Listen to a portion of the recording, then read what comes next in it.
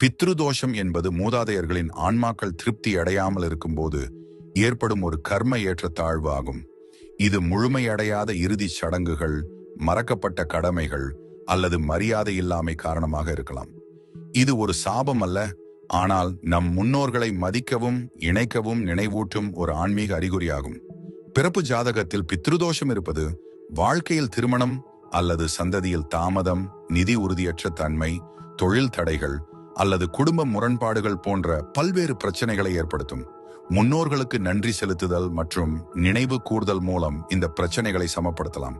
பித்ருபக்ஷத்தின் போது தர்ப்பணம் மற்றும் ஸ்ராத்தம் செய்தல், ஏழைகளுக்கு உணவளித்தல், மகா மிருத்யுஞ்சய மந்திரத்தை உச்சரித்தல், கயா அல்லது ஹரித்வார் போன்ற புனித தலங்களில் பிண்ட தானம் செய்தல் ஆகியவை பரிகாரங்களில் அடங்கும்.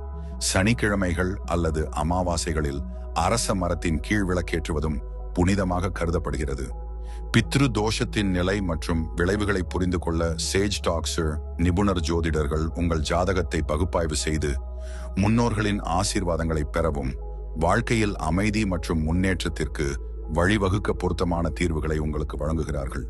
மேலும் தகவல்களுக்கும் பயனுள்ள உள்ளடக்கத்திற்கும் சேஜ் டாக்ஸை லைக் செய்யவும், பகிரவும், கருத்து தெரிவிக்கவும் மற்றும் பின்தொடரவும்